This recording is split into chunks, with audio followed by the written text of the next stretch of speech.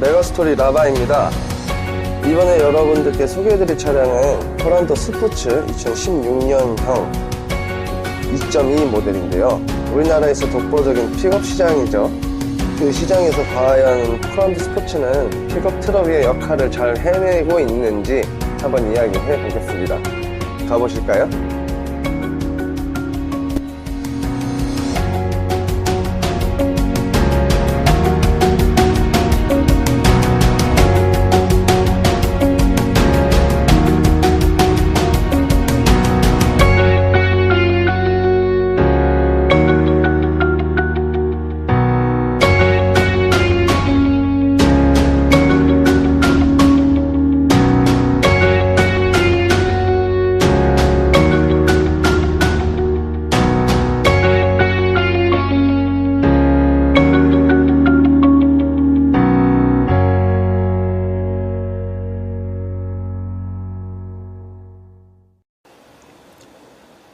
가장 먼저 디자인을 설명을 해드릴게요. 정면 디자인 같은 경우에는 직선적인 면과 선을 적극적으로 활용하였으며 보면 정말 멋을 내지 않는 모델임을 알 수 있습니다. 사실 액티언 스포츠에서 코란토 스포츠로 넘어오면서 쌍용 측에서는 풀 체인지라고 말을 했지만 저의 개인적인 생각으로는 페이스 리프트라고 보는 게 맞는 것 같고요. 코란토 스포츠가 나오기 시작한 시기가 타 브랜드들이 참 멋을 많이 한참 꾸미기 시작한 뒤였는데 그 뒤에 나온 모델임에도 딱히 멋을 내지 않은 것을 알 수 있고요. 약간 꾸미지 않은 그 면이 되게 남성적이게 강인한 느낌이 잘 묻어나오는 디자인인 것 같습니다. 프론트 범퍼 하단부에도 공기 흡입구 같은 거 이런 거 전혀 없음을 알 수 있고요. 안개등이 상하로 2개인 것처럼 보이실 텐데 우리나라에서는 하단 하나만 나오고 이 2개를 사용하는 것은 수출용이라고 합니다. 그래서 안개등은 1개만 나오는 걸로 아시면 되실 거예요. 헤드라이트 같은 경우에는 사실 제일 저렴한 이제 전고다마를 사용했죠. 사실 코란토 스포츠 차주분들은 아시겠지만 밤의 시인성이 정말 좋지 않습니다. 원체 차량이 높은 것도 있고 이 헤드라이트가 높게 이렇게 디자인되고 위치한 것도 있겠지만 이 라이트 부분이 바닥을 쏘는 게 아니라 되게 허공을 쏜다는 느낌을 줄 수 있어요. 주고 있고 실제로. 그래서 이게 밤에 너무 시인성이 안 좋은 거, 이 부분이 저는 정말 제일 마음에 안 드는 부분입니다.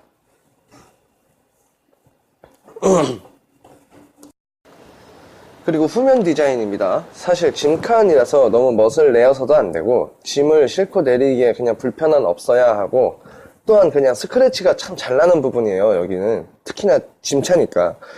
그렇기 때문에 더욱 날카롭게 디자인되거나 해서는 안 됩니다. 여기는 그냥 부들부들 하면서 탁탁 그냥 네모 각지게 디자인하는 게 맞고 단순해야 되고 그리고 사용성이 최대한 좋게 디자인되어야 되는데 그 부분은 잘 되었다고 볼 수 있고 한 가지 아쉬운 부분은 트렁크 테두리 부분에 스크래치가 되게 많이 나거든요. 강한 마감재를 좀 사용해가지고 여기 부분들은 마무리를 해줬으면 어땠을까 하는 아쉬움이 있습니다. 실제로 코란토 스포츠나 이런 스포츠 레저 픽업을 구매하시는 분들은 여기 부분에 이렇게 스테인레스로 된 철을 덧대는 옵션처럼 튜닝을 하시는 분들이 많이 있으세요. 이 부분은 상당히 아쉽네요. 그리고 프레임 바디라서 일반적으로 모노노크 바디 차량을 타신 분들이 트렁크 부분은 그렇게 높게 설정이 되어 있다고 생각을 안 하실 건데 이 차량은 프레임 바디라서 이 짐을 들고 올리기까지의 높이가 생각보다 높음을 알 수 있습니다. 이 면은 좀 알아주셨으면 좋겠어요. 자, 그리고 사이드로 돌아오면 차가 상당히 높은 차라는 걸 알 수 있는데요. 프레임 바디를 사용해서 승객성을 들어갈 때에는 사이드 발판이 없으면은 어린아이나 여성분들이 타고 내리기에는 약간 불편할 정도로 그거를 호소할 정도로 높은 편이라고 볼 수 있습니다. 창문 라인도 일반 모노노크 SUV에 비해 높게 올라가 있어서 창문 라인을 약간 아래쪽으로 잘라낸 모습을 볼 수 있는데요. 캐릭터 라인을 앞쪽 휀다 디자인 부분을 타고 뒷 라인까지 쭉 빼서 두터운 느낌을 주고 있고 근육질의 느낌을 주는 거예요. 이런 건 디자인은 사실 이렇고 저렇고 말씀드리고 싶지는 않은데 뒷좌석 문을 너무 각지게 날카롭게 디자인 되어 있어요. 여기 부분 사실 이 부분은 너무 위험하고 실제로 은근히 차주분들 그리고 여기를 사용하시는 분들이 이 부분이 많이 찍힙니다. 저도 자주 찍혀봤었어요. 렉스턴 스포츠에서는 이 부분이 없어졌으면 알 수 있는데 소비자들의 불편한 부분, 위험한 요소를 잘 고쳐나가고 있으니 칭찬은 해줘야 되겠네요.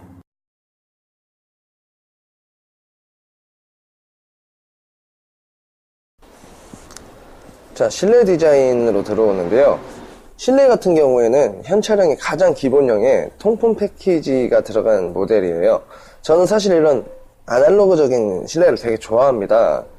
사용성 불편함 없고 그냥 직관적인 걸 좋아해가지고 실내는 사실 이전 액티언의 실내 구성을 거의 그대로 사용했음을 알 수 있고요. 멋을 역시나 내지 않았음을 알 수 있습니다. 구성은 전부 플라스틱이고 사실 조금 엉성하게 조립되어 있어서 대시보드나 스트레오 부분을 손가락으로 꾹꾹 눌러보는 뿌드득 소리가 날 정도의 유격이 있음을 알 수 있습니다. 약간씩은 있는데 이 버튼들이 뭐 너무 허접하거나 조립이 엉성하지 않아가지고 빠지는 현상이나 이런 사연을 아직 본 적은 없습니다.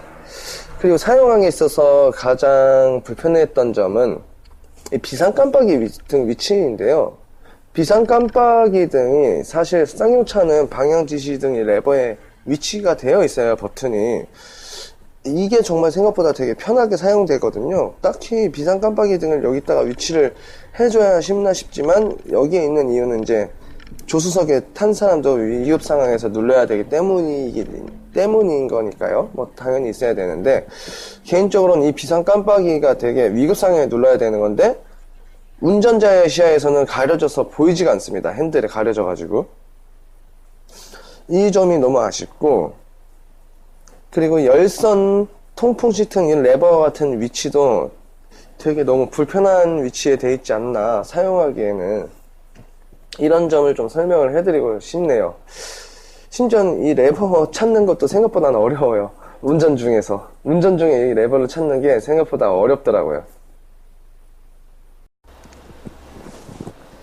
자, 그리고 시트 포지션은 엄청 높게 설정이 되어 있는데 사실 프레임 바디 차량 같은 경우에는 골격 위에 승객석을 이렇게 올려서 조립한 격이 되어 있어가지고 높게 설정될 수밖에 없는데 시트 포지션이 높은 것에 비해서 시야가 정면 시야 빼고는 사실 좋다고 보기가 어렵습니다. 후방 룸미러로 보이는 시야는 거의 없다고 보시면 되고, 사이드 미러 역시 워낙 높은 시트 포지션 이후로 바닥면이 좀 보이는 면이 있어줘야 되는데 그 면도 거의 안 보이고,